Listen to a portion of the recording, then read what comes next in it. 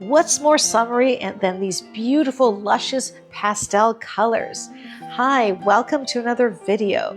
Today we're going to make this spectacular arrangement in these to die for sherbet colors of apricot, pale parfait pink, white, and china blue. For those of you who are new to my channel, welcome. My name is Katherine Bergman. I'm a florist with over 30 years design experience doing weddings and events, and I share weekly floral inspiration with you. You ready to learn how to make this? Let's get started.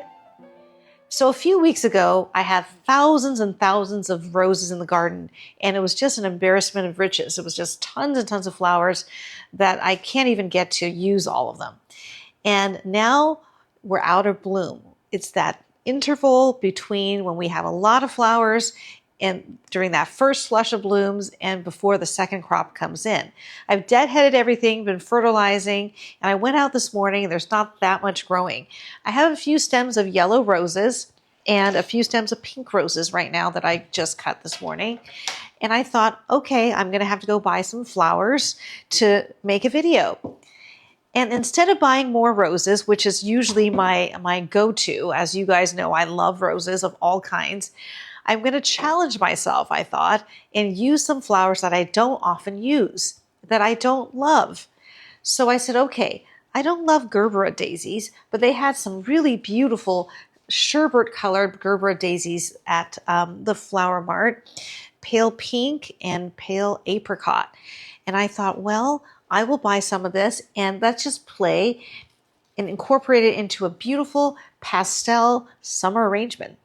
So that's what we're going to do today. Dahlias are also in season, so I just bought some of these beautiful white dahlias because they're incredibly healthy looking, and I think they'll last pretty well for dahlias. So before we start, I really wanted to share with you a new product. It's actually not a new product, but it's kind of a new product to me. It's called QuickDip. It's by Floral. Now, this has been around for years, and honestly, I thought it was just kind of BS, you know, selling you more product. But I tried this, and it is astonishing how well it works. So I wanted to share with you guys. It's called QuickDip. And what you do is it comes in a bottle, and it also comes in like a giant jug if you want to buy a big one. But you pour like about 2 inches of this in a jar. I put it in a jar so that I can reuse it. And then after you cut your flowers, you dip it in this 1 to 3 seconds. And then you put it in the water or in your arrangement. And I have to say, I've been trying this for a few weeks now. It really, really makes all your flowers last so much longer. I wasn't a believer, but I'm a believer now.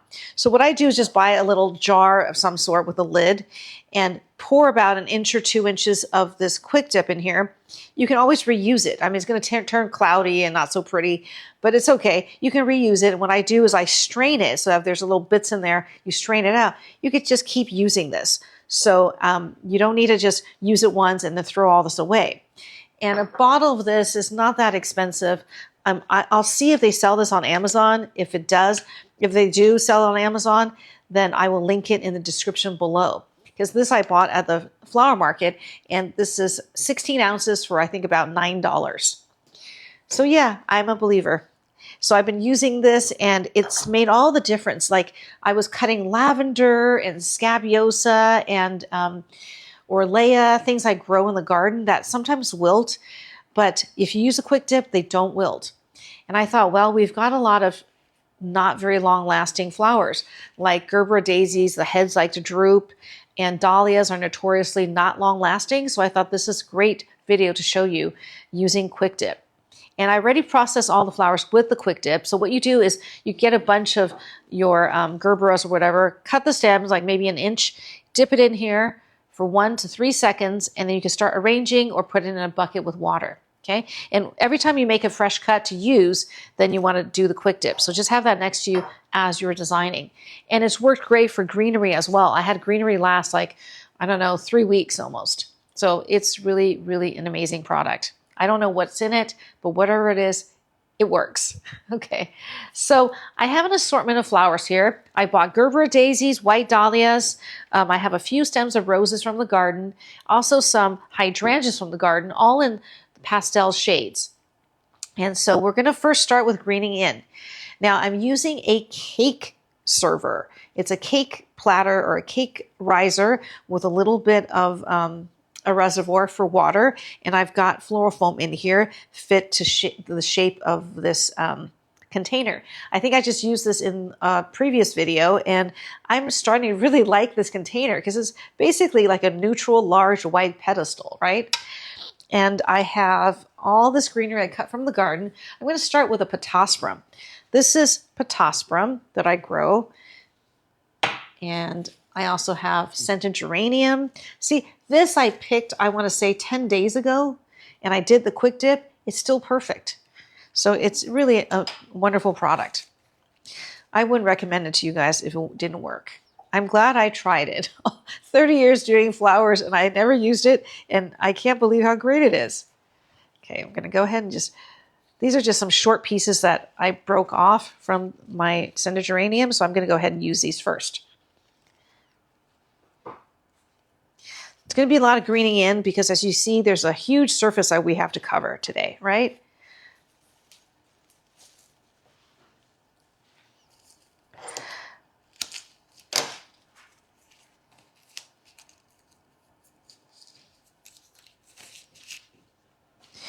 See, I cut the stem, QuickDip, and then you can just insert it in the foam.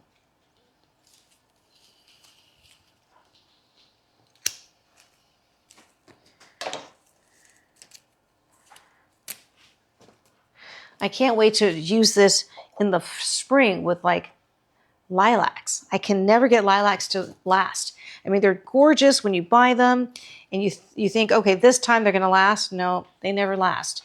They wilt in a couple days. So I'm going to see if this QuickDip works with lilacs in the spring. That'd be exciting.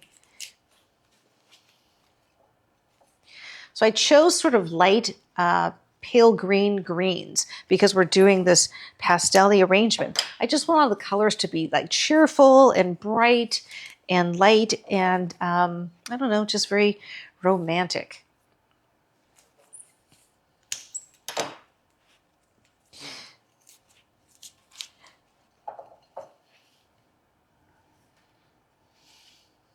The hydrangeas are great in the garden right now, but the roses are out of bloom. But the roses are coming back. I have a lot of new growth and buds, so hopefully in a couple of more weeks, we'll have a new crop of flowers. It's not going to be as prolific as that first flush of blooms, but we'll have something.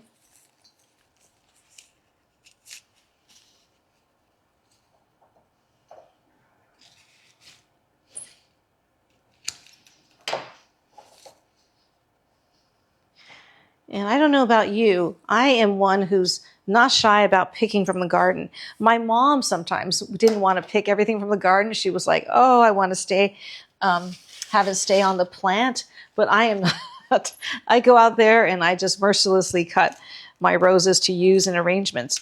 Because honestly, out in the garden, I have a lot of rose plants, rose bushes, and you know, a few stems more or less of roses in the garden doesn't make a huge difference. But when you make a beautiful arrangement for your home with your roses, I feel like that makes a huge impact in your house. So it's kind of worth sacrificing a few blooms from the garden to have that in your house.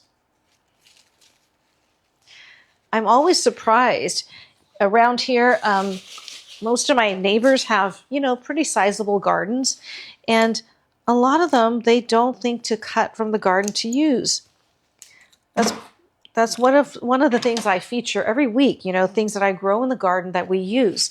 So flowers come from gardens, right? It could come from your garden. It doesn't have to come from a flower shop or a Costco or a Trader Joe's, right? You could grow your own flowers. Okay, so we've greened in quite a bit. Trying to think, I should green in a little bit more here. Yeah. And I always like to use an assortment of greenery for different textures, like some broader leaf greenery, like the scented geranium, as well as a finer leaf greenery, like the potasprum, because when you have that variety of texture, sort of like when you plant a flower bed or a border, you want to have contrasting shapes and sizes of greenery within your arrangement. Okay, so I think that's pretty good, and that kind of sets how big our arrangement's going to be. It's going to be pretty big because the opening of this is so big, right? But I was thinking of a low cascading arrangement, so we're not going to go much taller than this. I'm going to start with maybe some hydrangeas.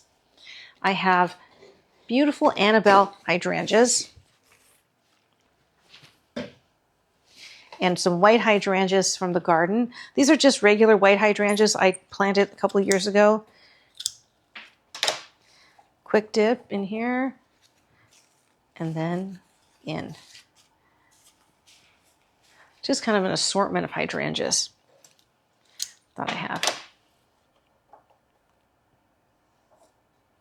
This really makes a big difference with hydrangeas. Now the Annabelles are still pretty tender, and usually I'm scared to cut them when they're just starting to bloom like this because they don't last. But with the QuickDip, it does last. I cut this several days ago and it's still looking pretty good. Okay.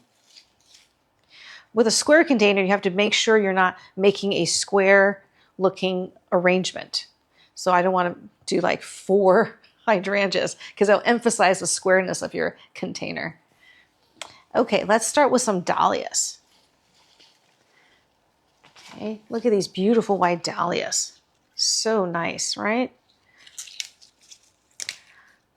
They're just starting to bloom in my area, and so I'm seeing them at market, and they're beautiful. And these kind of button type dahlias last a lot longer than the really gigantic dahlias. They're just kind of directional, and the stems are really thick, so they're not the easiest flowers to arrange. So you want to just kind of put it in kind of sideways for it to show up nicely. It kind of depends on the stem and how it's growing. Look at how thick these stems are. They're hollow. We'll see how well this QuickDip does with dahlias. That's another flower that's notoriously not long lasting.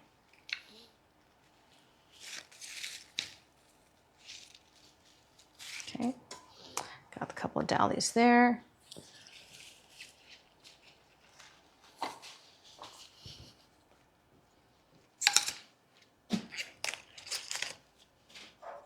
So I usually take a lot of the extra foliage off because I don't want the foliage to be sapping water from your blossoms.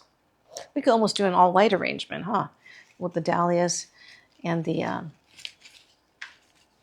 hydrangeas. That would be pretty in this white container. Okay, I'm gonna add in my few stems of roses. I have a stem of Golden Celebration. I just have one stem, so I'm just gonna really feature it.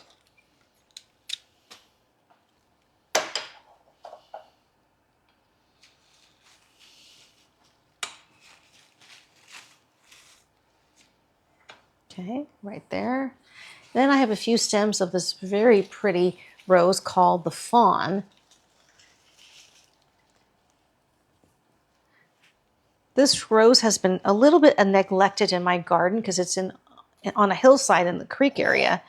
And I really need to go in there and shape it and clean it up. But it's quite a prolific little bloomer. It's just kind of nonstop. It's a landscape rose, meaning it kind of grows in a shrub. It has these small, old-fashioned, kind of flat blooms, which I think are kind of charming. I'm kind of putting it on the perimeter so that it really shows up, because we don't have a lot of roses, right? We only have these few stems. So I wanted to show up.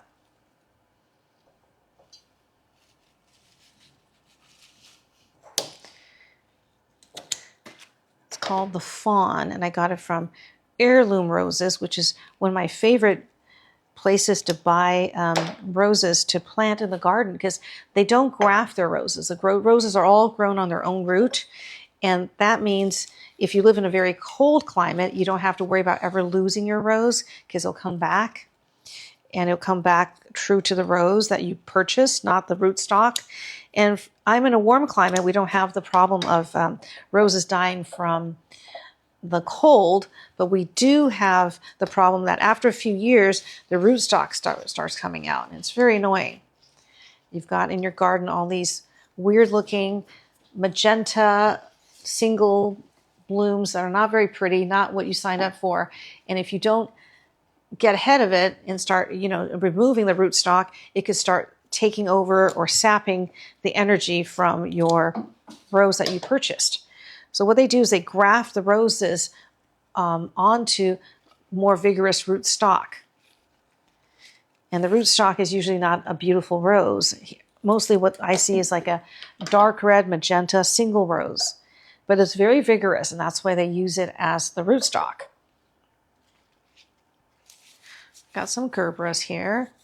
Now, I'm not a big fan of Gerbera daisies, but I thought the color is so beautiful on this that I think it would be charming in this arrangement because we're doing pastels. And I want to challenge myself to kind of go outside of my usual standbys like peonies and English roses and spray roses and use some different kinds of flowers.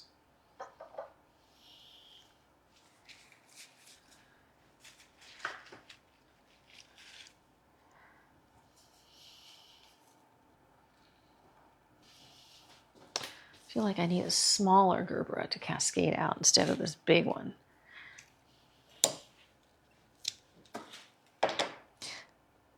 These Gerberas are pretty nice, no drooping heads. Maybe because I use the QuickDip.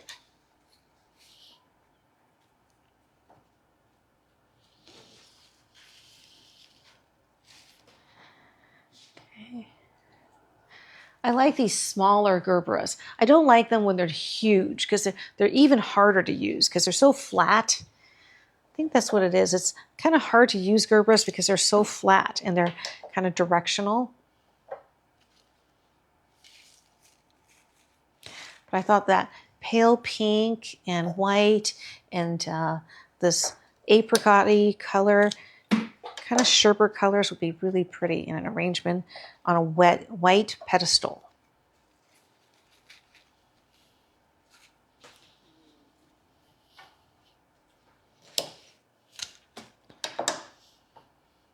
And Gerberas are readily available. I see them all the time at Trader Joe's. They don't often have really great colors, but they'll have like red and yellow, orange. But these pastel-y colors are just really pretty, I think. And there's so many different kinds. They have the frilly kind now, double Gerberas, bicolor Gerberas, all sorts.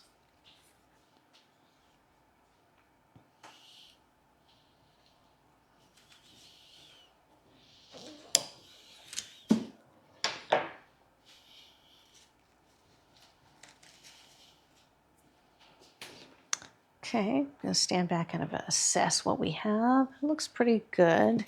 We still have some foam showing, but we've got tons of greenery and other things that we can use. I also cut some smaller heads of the Annabelle hydrangea. I'm thinking of using it almost like a filler flower, like Queen Anne's lace, because my Annabelle's, the heads are so huge. They're like this big around, like a dinner plate, most of them. But we do have some of these smaller ones that are so lacy and pretty. And before using QuickDip, I'd be hesitant to cut something like this. But now with the QuickDip, I think that these can last. I even cut like a green one, pale green one.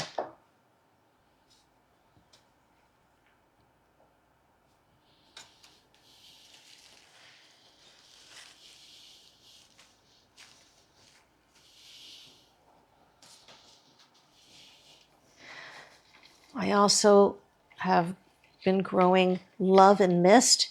Love and Mist is a pretty little cottage looking flower that has like little white and blue star-shaped flowers. But the great thing is once the flowers are gone, you've got the seed pods. These are beautiful, aren't they? Kind of frilly.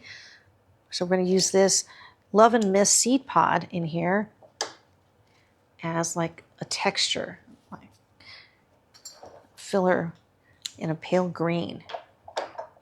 These will self-sow in your garden. I think I planted seeds one year and they self-sow the next year, and now it's prolific. It's all over the place. And they're very easy. Now the blooming time is sort of short, but you're left with these beautiful seed pods. So then, you know, you can cut it to use the flowers, but you can also cut the seed pods to use. And leave some though, so that they can self-propagate, self-sow for next year.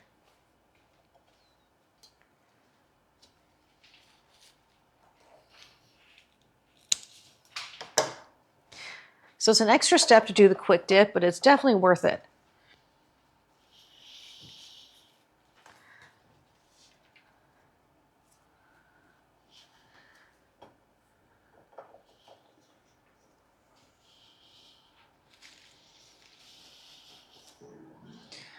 Where do I need another piece of this? Maybe here.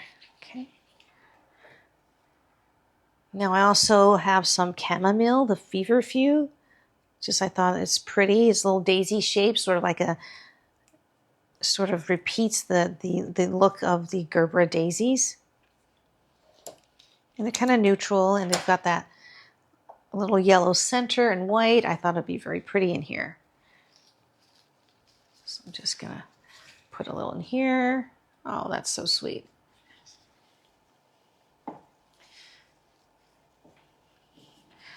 I used to grow the chamomile. I should grow it again. The foliage was really beautiful too. It was light green and kind of clustered. But my chamomile, they didn't grow this long. You know, the stems are kind of short. So it wasn't that easy to use in flower arrangements. And it's so inexpensive. These I bought from Trader Joe's, I think $4.99 for a bunch. So I guess I don't have to grow it, right?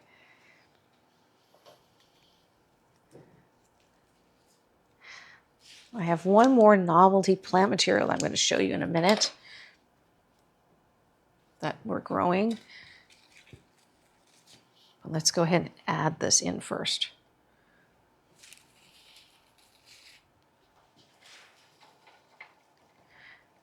The chamomile, the little heads like to break. They like to bend sometimes. So that's the kind of thing you have to watch out for. When you're processing or pulling them out, they'll be damaged very easily. Little heads are very delicate.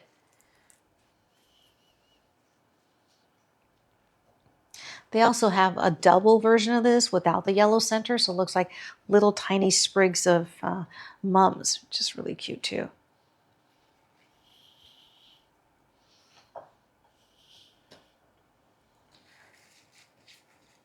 These summery, cottagey flowers.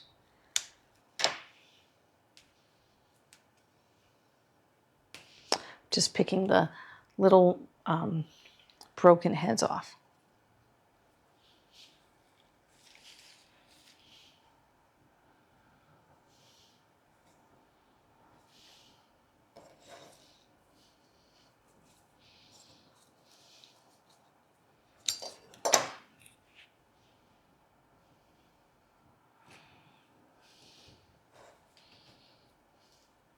I think this one has too many broken heads. Oh well, let's try to salvage it. When I'm doing event work, this really slows you down. Having to process little filler flowers that, you know, have like little broken heads that you have to clean up. So you watch out for that if you're doing multiples. But if you're doing one arrangement, you could kind of take your time and, you know,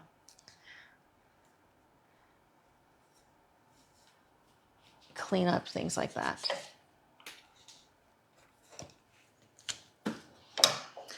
So there's no real plan. Just wanted a really pretty arrangement that has all these beautiful pastel-y colors. Just happy and cheerful, light and airy looking. Okay. And it's kind of different from all sides. We've got a lot of peach gerberas on this side. We've got the pink roses and dahlias on this side.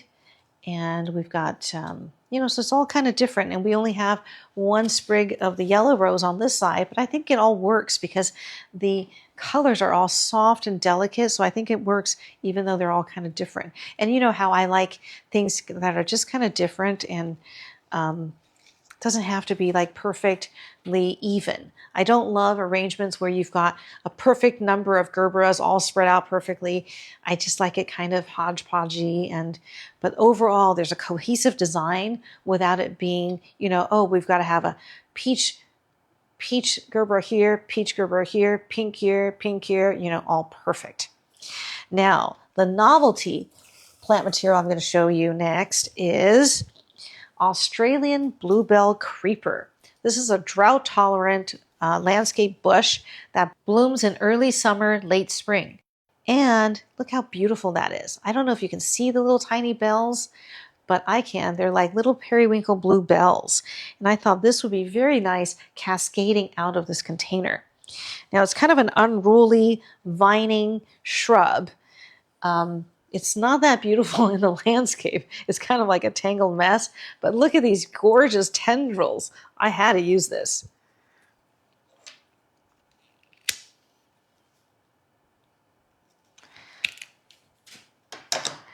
So there's a nice vining tendril here that we're definitely going to take advantage of and have this cascading out of our arrangement. Okay, and then, you know, that's the thing with these free-form type of plant materials. You kind of have to work with what nature gave us, right? Okay, so that's what we have right here, like a tendril and a little repeat here. And then I'm going to cut. Let's see if I have another tendrily piece here. Yes, I do. There's this one right here. Got kind of tendrily pieces. I'm going to cut this because I think it's too unruly to use as one big stem. I'm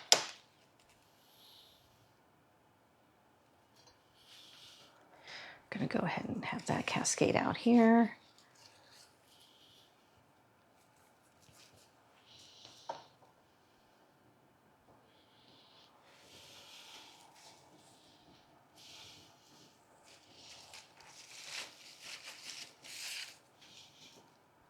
See, we've got it cascading out here and there. Doesn't have to be perfect, just kind of work with what you have.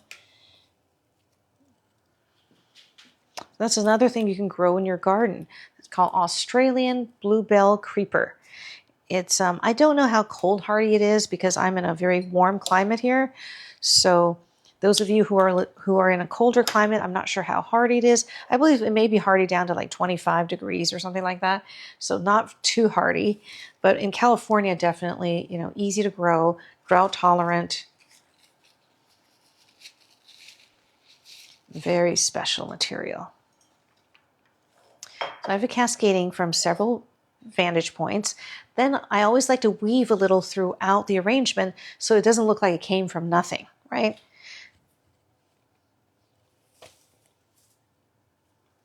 But you guys have to stop me if I go too overboard with this material. Sometimes I get like that. There's a new novelty material and I just want to use it everywhere. So here's a nice tendrily piece.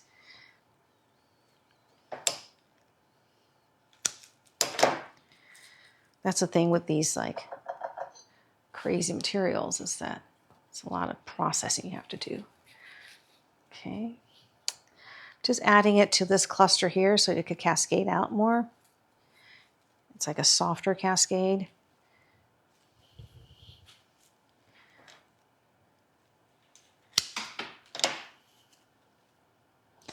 Now this, in our climate, in California, will be drought tolerant once it's established. But it'll look, of course, better if you water it regularly. But it seems like it's a really tough plant with woody, viney stems. Okay. Okay, so we've got like little bluebells going throughout the arrangement. Just going to check to see if we have any foam showing. Do we need to cover Yeah, there's a little bit showing here.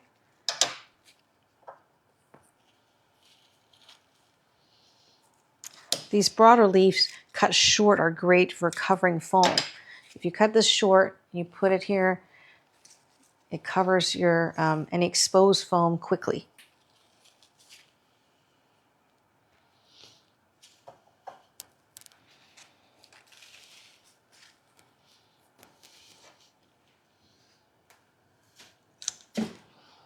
Scented geranium is one greenery that I always grow a variety of. It's really easy to grow and so many ways to use it.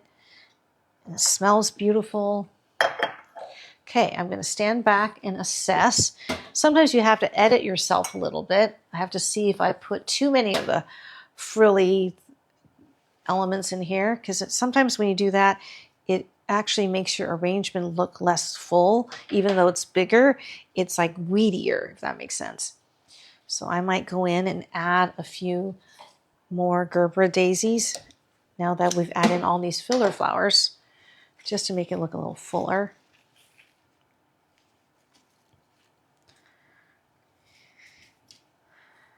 Maybe another pink one here.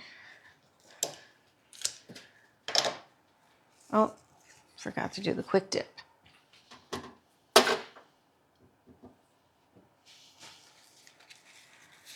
Okay, I'd like to add another dahlia in here, but the dahlia stems are so huge. Maybe I can get one in there. These dahlias, you know, with thick stems, probably better in an arrangement where there's no foam, where we're just using it in a vase. But we committed to this design, so it is what it is.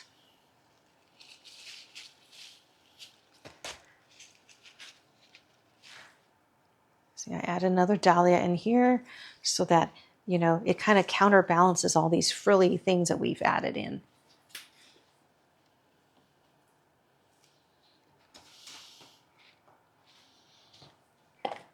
Don't think there's space for one more dahlia.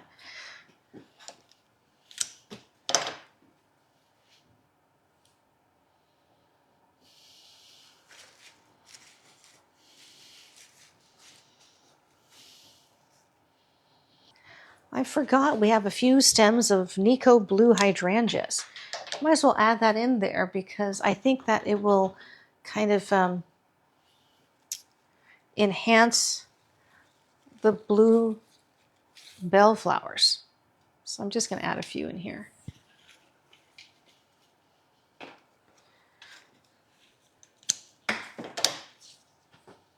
This is the first hydrangea I grew in my garden called Nico Blue.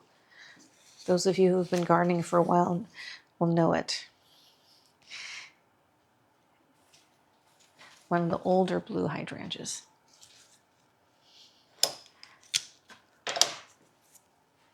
Beautiful china blue color. Love it. Where can I add this stem?